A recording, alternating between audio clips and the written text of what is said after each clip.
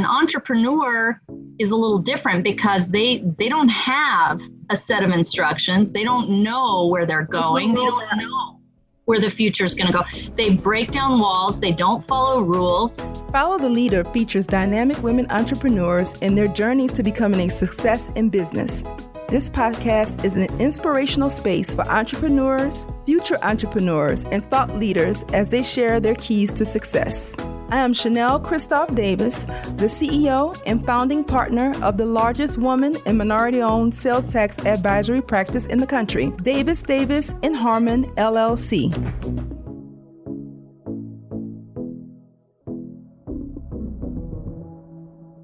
Today on Follow the Leader, we have the CEO and founder of BuzzBallz Southern Champion, Merrilee Kick. She's the only woman-owned distillery winery in the United States, located in Carrollton, Texas. BuzzBallz Southern Champion makes ready-to-drink cocktails called BuzzBallz, as well as spirits like rum, vodka, gin, and bourbon, which are sold in 45 states and 21 countries in convenience stores, liquor stores, casinos, arenas, airlines. You can find her stuff wherever you like to have your favorite cocktail. The company is family owned and operated, so we definitely need to talk about that. And a home to 100 employees in the Dallas area. So actually 140. 140 employees now. Yeah. Wow. Yeah. Welcome to Follow the Leader. Thank you. Thanks for having me. Yeah, most definitely. I have been told on several occasions that we needed to meet. I heard that you are a hoot and a holler. So I'm excited about that. I love to have a fun guest on the show. So I'm so excited that we get this time to spend with each other and get to know each other a little bit better. Yeah. So how long have you been in business? I've been in business I started BuzzBallz about 10 years ago. I used to be a high school teacher in Plano, Texas, and I started out with the school offered me a master's degree program. It was a teacher enrichment program, and they said, if you wanted to go out and get your master's degree, you could, but it had to be in administration or something like that. And I said, I don't want that. I want it to be in business, which is what my field is. So that's what I teach. And so they made an allowance for me to go get my master's degree in business. And they paid half of it, and I paid half of it. Got my master's degree, and BuzzBallz was my master's degree thesis project. So right when when I was like 2 or 3 years into this thing after starting it, it was like, what do I want to do a project on? And I was grading papers by the pool. And I'm going, okay, I'm having a cocktail like I did every night. And I was going, well, I shouldn't have this glass container out here by the pool. It's dangerous. I should have a plastic container if the world was perfect, right? Right. And so I had this round votive candle out there with me. And I thought, wow, it'd be cool to make a little party ball. And so I came up with this concept of a party in a ball, a booze ball, a buzz ball, and so the name BuzzBallz kind of stuck. And I created the brand based on, like, if you could buy a ready to drink cocktail in the favorite flavor that you wanted, and you could mix and match it, you didn't have to buy a 6-pack or a 12-pack of the same stuff. You could get a pina colada, a strawberry daiquiri, a margarita, and you could just get a whole bunch of different colors of balls, and so that's kind of where the idea came up. And so that was the thing to get started. But I had to figure out how to get the equipment, how to create the permits and get a warehouse, how to make the formulas, get label approvals, get employees, build all the specs for the equipment to the product, and make it work. And it was like, I know you asked me like how many steps or what did you do to get it started, but it was like 800 steps. So it's a long process. And I mean, you were just supposed to be doing a school project, so. Well, at that time, yeah. Okay, so I came up with the concept and a rough draft of a P&L, balance sheet, et cetera, cash flow. But it was more of a sketch. It was an overview. It's like a business plan that you would give to a bank, but it wasn't in detail yet because you haven't actually done it. yet. Right, exactly. There's no So proof of concept yet. yeah, so the proof of concept was actually putting it in motion once I had some funding. I went to every single bank in town and asked for a loan. I played the woman card. That didn't help me. I tried that, oh, I'm a minority, I'm a woman. You know, that didn't work for me. Everybody just said, no, we don't fund early stage businesses. Even my own bank that I was with at the time told me no.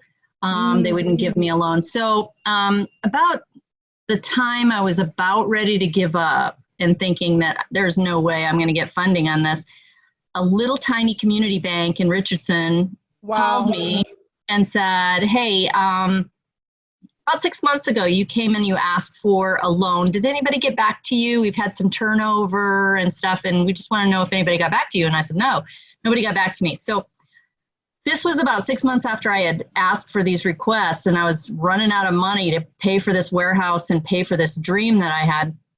They came out and they met with me, and they gave me the idea of that. They wanted to see how my equipment set up on the floor. How would it look?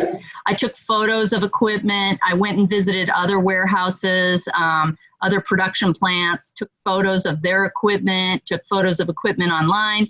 I taped off the floor in my warehouse and I said, okay, this is how it's going to go. This is where this equipment would sit. This is what it would do. And this is what it would make. And I showed them a little round buzzball and showed them the end result. And I told them how much money that I needed. I told them I needed $300,000. And they ended up funding me with an SBA loan of $178,500. And I said, well, that's short of the $300,000 that I need to kick it off. And they said, yeah, but you can take out a loan against your house, a home equity line of credit. And you can pledge anything of cash that you have. You said you had about 25,000 of all sources in your banks, all accounts, all inclusive. So adding all those things up, it was like, okay, now I have $300,000, but I can't really take out a HELOC against my house. You know, I mean, can I? So I had to go get permission to do that, and got the business up and rolling, got my first sale. And my first check was something like $78,000 for my first order. And I was just so excited because I was like, holy shit, this is more than I make in a whole year being a teacher. That's incredible. You know? That's incredible. One check. And so we worked our butts off, and it was me and my sons, my two sons and their friends, and they were still in high school, and I'm paying them with beer, you know, and I'm just I'm like sleeping on the floor and, you know, at the warehouse, and I'm, you know, trying to put this all together. And, you know, we learned a lot, made a lot of mistakes and learned a lot. You guys, it was a big beginning. I mean, but I do want to put a pin in what you said. We're in the midst of COVID-19, the national pandemic. And one thing that you said in your story, I have to stop and put a pin and highlight. Let's give it up for community banks right now. I mean, I'm having a moment in the sunshine. I mean, you guys, who knew? I mean, I've been in business 19 years. I had no idea. So for everyone who's on this podcast as a banker, a community banker, hats off to you guys. You guys are doing the yeoman's work. You are doing the hard work. We needed you guys. And in a crisis, you stepped up and you showed up for us. Thank you. So I just had to say that. Yeah, I think that's a really good point to make. And a lot of my friends that have community bankers that for their business, they were the ones that were first funded with the PPP program. You know, they all got theirs, and everybody that was with Chase Bank or the big banks, they didn't get anything because they were too slow. Well, I wasn't going to drop names, but you did. So we're going to leave it in there, okay? But we are going to say thanks to the community banks. I mean, this has been an education. And that's one thing that's awesome about entrepreneurship. You never stop learning. Every day is a learning lesson. And if you are a creative, if you're a person that thrives on learning in academia, entrepreneurship is absolutely going to be a lifelong lesson. You're going to learn something new every single day. You know, there's something to be said about that too. A lot of people will ask me, women's groups and things like that. You know, I want to own my own business, they say. A woman will say she wants to own her own business and she wants to still try to figure out what she's good at. Like maybe she does hair, or maybe she makes crafts, or maybe she's really good at finance, or maybe, whatever. Mm-hmm. And I try to tell them there's a big difference between business ownership and being an entrepreneur. Mm-hmm. An entrepreneur will do things differently than a business owner in general. Now, why do you say that? You could be a business owner and own a Jiffy Lube or a Chipotle, or be a realtor or something like that. And you follow a set of instructions from A to Z, you repeat, and then you keep going and you just build on that with quantity. So that's the difference. And an entrepreneur is a little different because they don't have a set of instructions. They don't know where they're going. They don't know where the future is going to go. They break down walls. They don't follow rules. They go in it, under it, around it, and they find a way to get things done so that they can make money that way. But they have a different set of freedoms. And I think business owners in general get to go home at 6 at night, and entrepreneurs never get to sleep. Never, ever take a day off. I mean, no. Even when I'm on the weekend, I'm working. Me too. Same with vacation too. It's like, they're like, you really need some, what do they call it? Work-life balance. Yeah. What do they call it? What's that word? Work-life balance? Well, yeah. I think for me, one thing that I picked up on and being an entrepreneur, I'm just naturally a creative person. I paint. I'm an artist as well as an accountant. So I have definitely the left brain, right brain thing going. But even if I'm supposed to be off, if I declare and I could send a note to my entire team, I'm off today, I'm on vacation, I'm at home innovating. I'm at home thinking. I'm working through processes in my mind. I'm jotting down notes.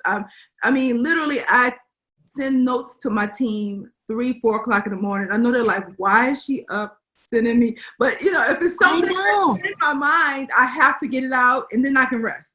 But I'm constantly innovating. My wheels are constantly, and I thrive in that. That makes me excited. So that's a good point. If that's not who you are, if you like and value solitude and quiet and turning your brain off, entrepreneurship is going to be a tough road, man, because there's just always so many. You're dealing with human resources, you're dealing with capital resources, you're dealing with fixed asset resources, you're dealing with so many different resources that's moving around, so many pieces of the puzzle that you constantly have to be on and available to make decisions and to carry them out. And another point I wanted to make on that too is, as the employees that you hire, some of them will be hunters and some will be farmers. And the hunters are more like entrepreneurs. They're going to be the ones that go out there and seek and find opportunities and jump through hoops and make it happen. And then the farmers are ones that will take the instructions and go execute those things.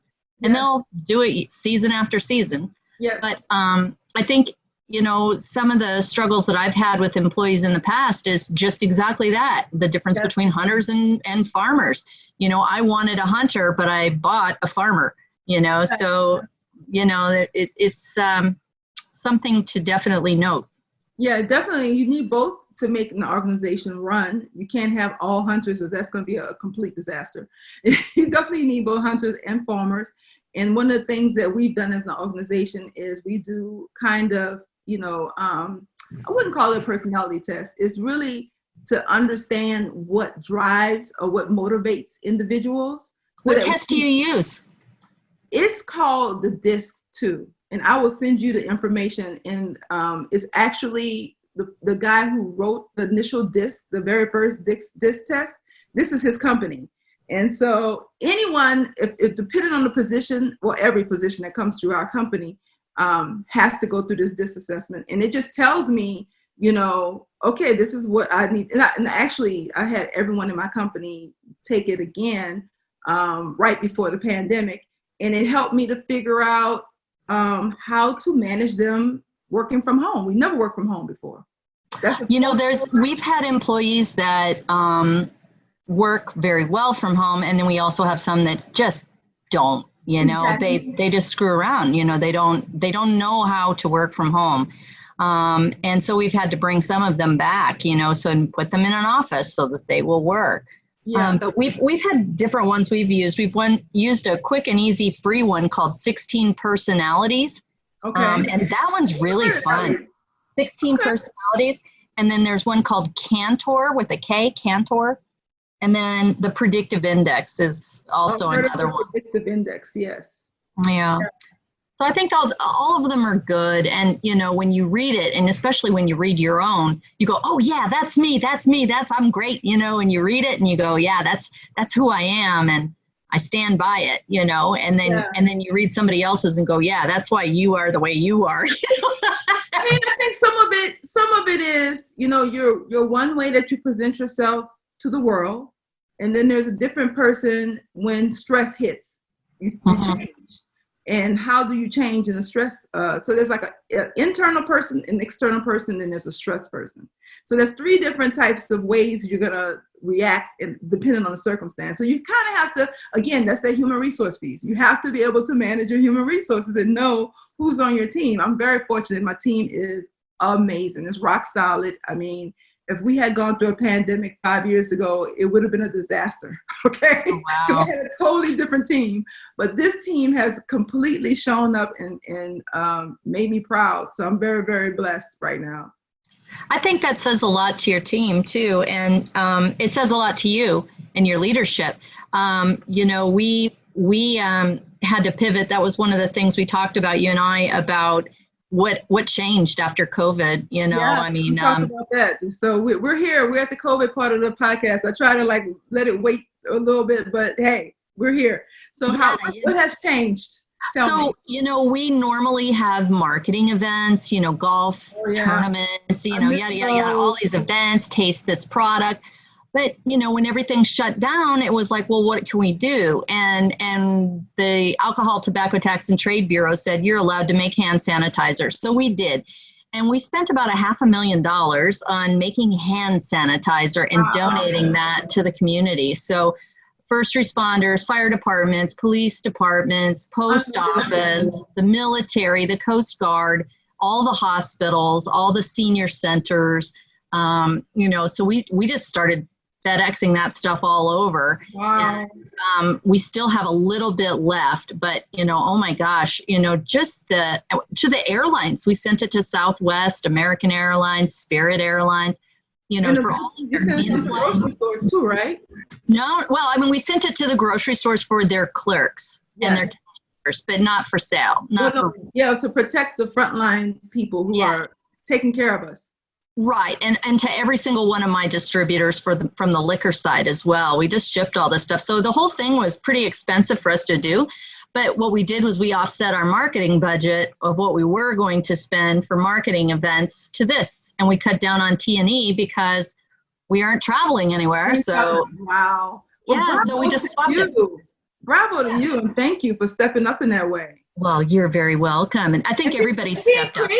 That's it. I mean, being innovative, you know, you knew you were going to have, no one's traveling for 2020. It's a wrap. It's done. Like I don't see where we're going to be having huge conferences this year. I just don't see it. Maybe it'll happen, but I mean, huge gatherings of 7,000 people to do a conference right now. Oh, so you knew you were going to have that budget sitting out there, and you took that opportunity to spin it, and look what you did. I think that's incredible. And maybe I'll get lucky, and Southwest Airlines will contact us and say, okay, well, because you gave us 5 pallets of sanitizer, we're going to let you talk to the person that does in-flight BuzzBallz, you know, and maybe someday they'll carry our BuzzBallz on a plane. Brilliant. Listen, while folks are wondering about tomorrow, you kicked into action. So that was brilliant, Merrilee. I mean, I'm writing that down. Listen, that was really good. No, it's smart. Now I saw the bottles. I saw the way you branded them.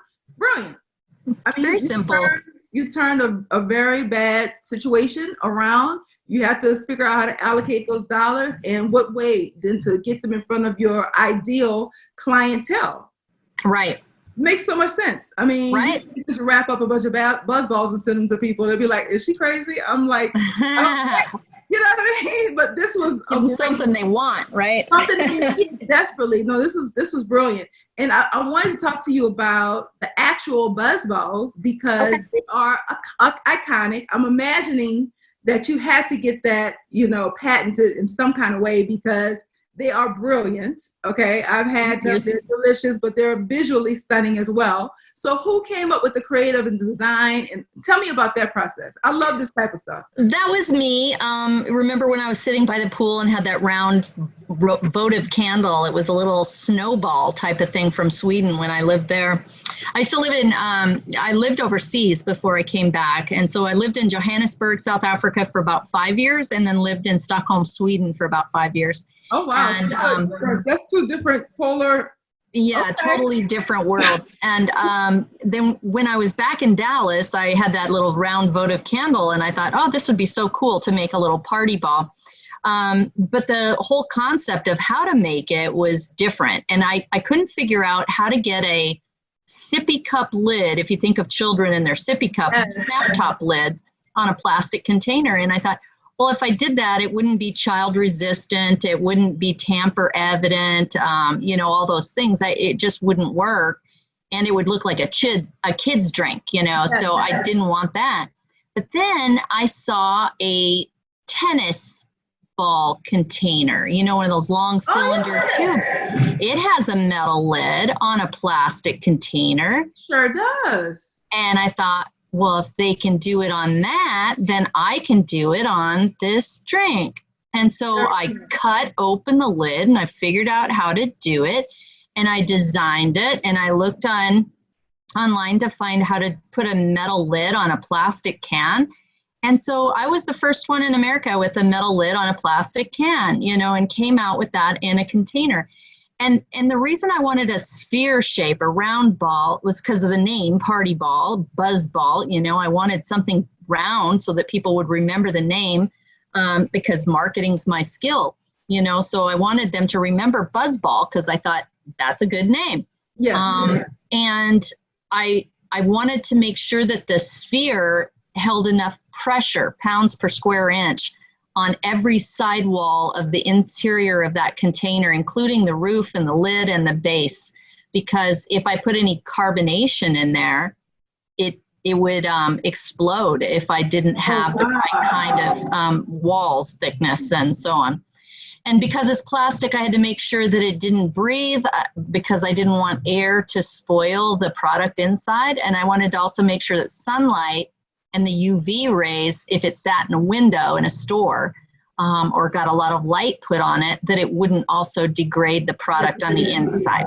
Yeah, because they may not refrigerate it. So, what would happen to it? So I had to do a lot of scientific testing. Did you get in engineering as well, too? Sounds like. Yeah, I've got a degree in engineering, too. So put all that together and designed the container and figured out the pounds per square inch, tested it with carbonation, tested the oxygen traveling through the plastic container, tested the petalloid base and the strength of that, and if I could freeze it or not, would they float or not, and just did all these cool things with it, just testing it out when I first started. But it was interesting because I went to a plant in Louisville called Bartouche Schnitzius Foods. And when I was getting my master's degree, I talked to the little old man that was running that. He was a plant manager, a little crotchety old guy, and smoked heavily. And, I went into his plant and it was spotless.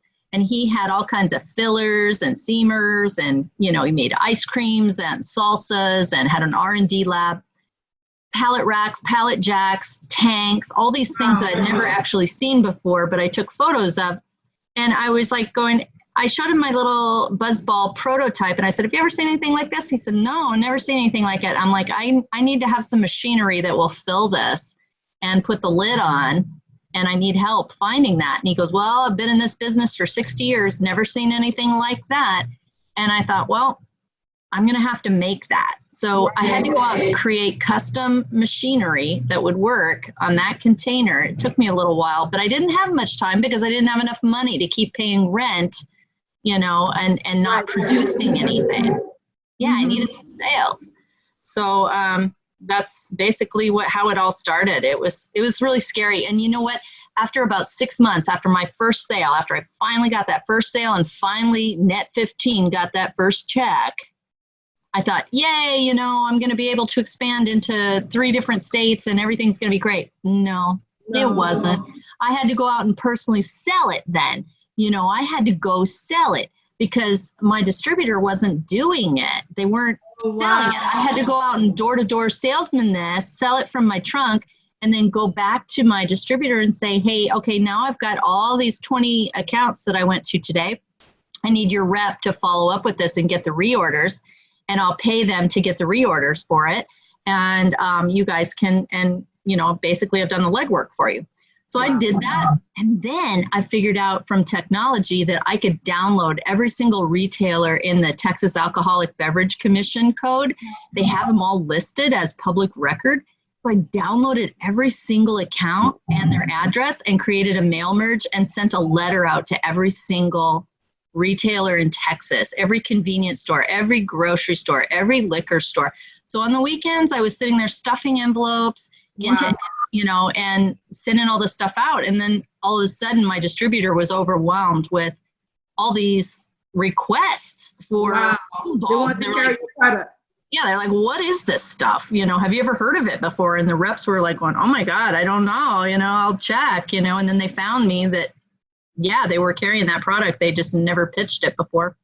Crazy. So, I mean, that's kind of one way to get it started. And, you know. Do you ever have to do a road show and like demo your product in different stores and meet and greet and shake hands and tastings, you know, and believe me, all those tastings I had to do, I mean, I would drive out to like Azle and like places that I've never been to before, you know, it's like so far away, and I'd get out there and do a tasting, and then some weird guy would come up and start talking to me about his balls and, you know, and stuff like that. Yeah, of course. I take it with a grain of salt, you know. Heard all the jokes you got. All the ball jokes, you know, and it was pretty funny, but, you know, I mean, there comes a limit as to how much I can put up with. But but one of the big things that helped us was going to a trade show. About 2 years into the business, my, you know, I was thinking, I need more cash flow. I'm not going to break even if I don't get more sales. You know, I'm doing okay, but I can't afford to pay myself yet, and I can't afford to grow. So I needed to like have a higher amount of sales. So I went to this broker and I asked him what I was doing wrong and if he could help me. And he said, well, I don't see you're doing anything wrong. I think everything's great. He goes, are you going to WSWA? And I wrote that down and I'm like, I don't know what WSWA is. Never heard of it. That's the Wine and Spirits Wholesalers of America. It's a big trade show every year that we go to. It's either in Vegas or it's in Florida, and it alternates every other year. You guys should look into going. And so I looked into it, and this was like in April, and WSWA was in May, and they had one little 10 by 10 booth spot available on their floor. I took it. It was $2,000. It's all I could do to scrape up that $2,000. You're like, this is it. I got to do this. Yeah.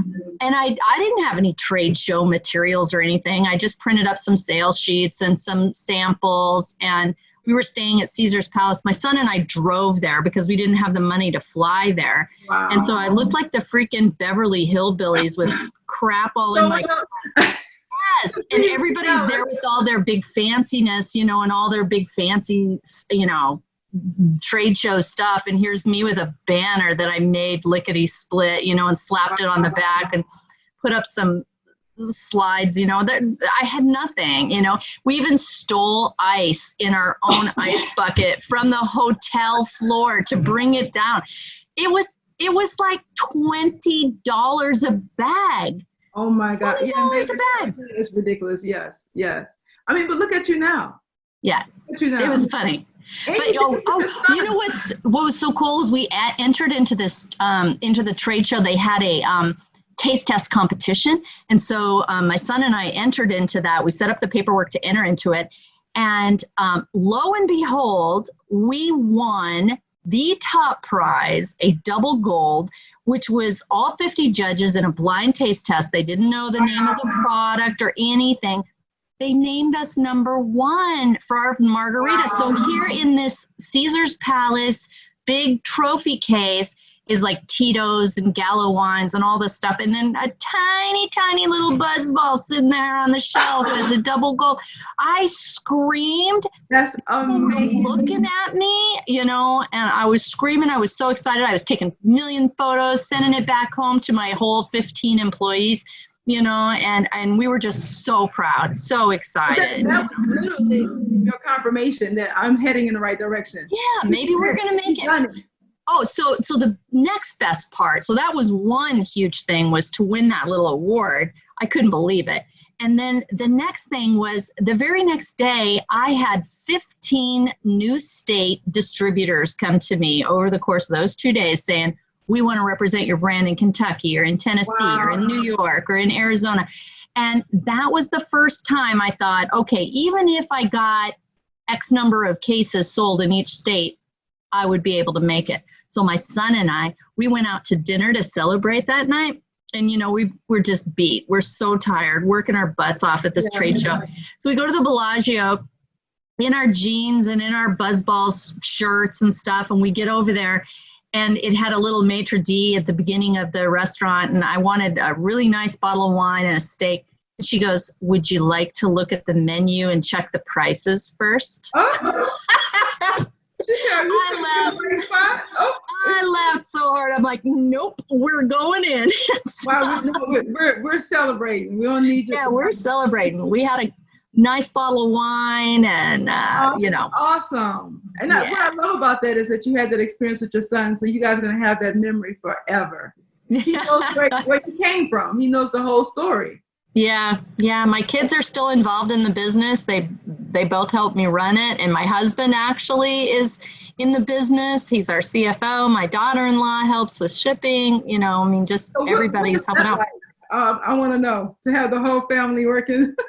We don't really see each other that much, even though we're in the same business. We've got a few doors down from each other, but we're all so busy that we're just all doing our own things. And like my youngest one is in charge of sales in California, our biggest market. Okay. My other one is the president of the company, who kind of works more on the operations side and equipment, new lines, all that kind of stuff set up. I work on more the overall scheme of the business and where we're going, R&D and sales. Yes. Yeah, marketing. And then my husband's CFO. So he's got like accounting and finance. Facilities. So, we're all just all over the place. So, okay, I have to say that my preference is the gorgeous orb. I love the orb. I think it's so cool. I can imagine floating in a pool with my drink floating next to me. It's so cool. And it's iconic. You see them in the stores. You know exactly what it is. But now you're doing a pop top can. That must have been child's play for you. You're like, we could do that in our sleep. Well, what's funny is we came out with the Biggie ball first. Have you seen that? Yeah, the screw top. Yeah, and it's huge. Yeah. It's like a big bowling ball. And I haven't seen those. I bet you those are cool. They're really cool. They're like huge balls. Do you pour it like? No. It's like a bowling ball size. And, and this is kind of like too sexy for this podcast, but we were going to put finger holes like you do on a bowling ball. And we were going to write. Yes, you can kind of have a grip to it. Yeah, we were going to write "finger me" right next to it, but we decided. That's okay. Here we go. This is the Merrilee I was looking for. She's here. She's here. That's bad. That's really bad. Wow. Yeah. So. So you see the biggies there. You can see them, and the BuzzBallz that were brought out.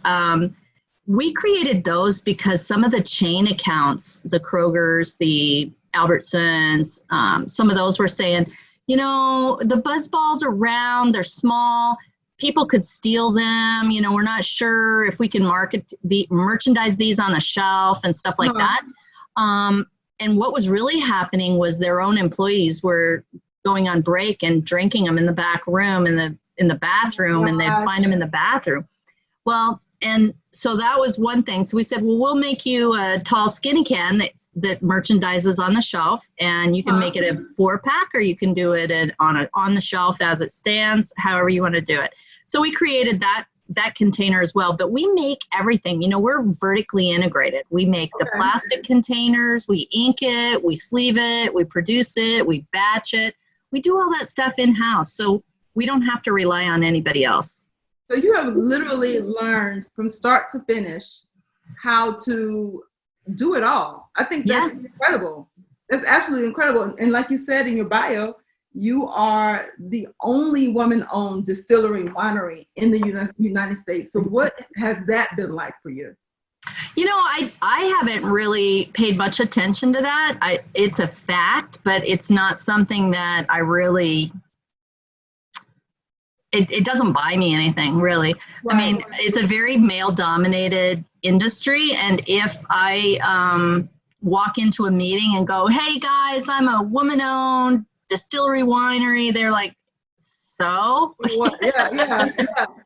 I mean, but it does speak to just your tenacity. It does say something. Yeah, right? I mean, it's nice to know that I am that, but I don't think that defines anything about me, because even if I wasn't, I'd still be doing the same thing. And, you know, I'm still going to be the funny person and the one that jokes around with them. And, you know, I don't take myself too seriously. So you have to share, since we know that we are all dealing with this ongoing pandemic. We're right in the midst of this crisis. Please share with us, how do you take care of yourself? What's your tips for, you know, entrepreneurs, future entrepreneurs, for how to focus on self-care and getting through a crisis? It's so funny. There, you know, I mean, we're doing a lot of things because we are a manufacturing factory. So in terms of, you know, what am I doing here at work? You know, we're sanitizing, we're cleaning, everybody's wearing masks, everybody's wearing gloves. We've changed Bob the cook to, you know, he used to make lunch for everybody and everybody sat in the same cafeteria and ate. Now he makes to-go lunches. So we all, you know, take Bob's food and eat it on the go. But in terms of personal at home, you know, I, you know, do the same things, all the hand washing, all the don't touch your face. And one good thing that I'm doing is I'm not sleeping with my husband. I make him sleep in a separate room because of COVID. And that's hilarious. You are so funny. I'm milking it as long as possible. You are so crazy. Oh my gosh. Yeah. So, you know, I mean, I'm doing all those things. And, you know, one other thing that my mother taught me that I thought was kind of interesting. She said, always drink lots of water and drink water before bed, take Tylenol, you know, those kinds of things. But she said, take a Q-tip and dip it in some alcohol and swab the inside membranes of your nose. Don't like snort the alcohol or anything, but just wipe the inside of your nostrils with this alcohol, because the COVID lives in your membranes, right? Wow. And so not just wash your hands, wash your face, wash your eyes, but then get inside your nose. Right. And I know they also have like nasal, you know, you can actually like flush it out and kind of keep everything free flowing. I have been definitely, for self-care for myself, exercising more than I ever have in my entire life. I'm resting better at night. I can sleep soundly at night. It just helps me. It helps me relax in an odd way. You would think that it would hype you up, but it actually helps me to be able to turn down at night. So that's when you sleep, you said you wake up at 3 a.m. and start writing things down. Do you still do that? I haven't during the pandemic. I've been sleeping. I have been sleeping straight through the night because I work out. Like I've been literally, I might get out and ride my bike for about 45 minutes in the middle of the day. So I'm exhausted at night. Like I sleep sound. That's good. So that's something I may have to keep up after this is over, because it has literally changed my life. It's changed everything. Yeah, I get up and fall into my coffee cup, and then when I get home, I fall into my wine glass, and then I binge on something on TV, usually Netflix, find something interesting. Well, that's your version of self-care, okay? We're going to do some wine, we're going to do some TV. Everybody needs those times where you just kind of veg out and just turn things off, right? So you're still going to the office. Yeah, I'm at the office right now. Essential.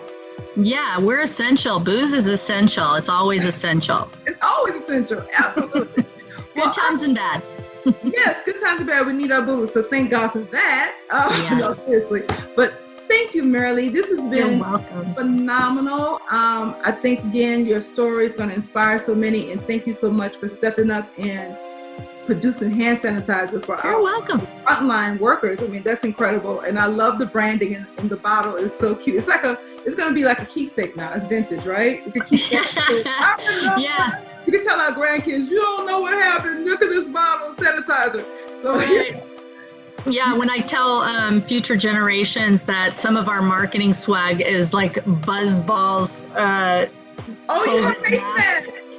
We have to send you one. You've got to send me one. I want one. Right. That's so cool. Yeah. Yes, that's going to be a part of your archive. You're like, yeah, we survived the pandemic, you know.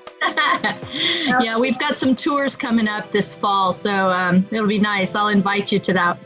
Oh, cool. Cool. Yeah, because we're neighbors, so we need to see each other's operations and see where you are. Right. Thanks, Janelle. Thanks, LaShante. Thank you. Thank you, guys. All right, bye.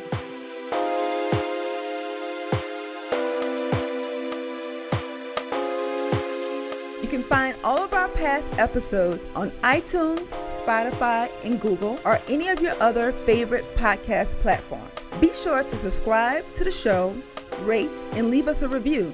Let us know how we're doing. Thank you for listening.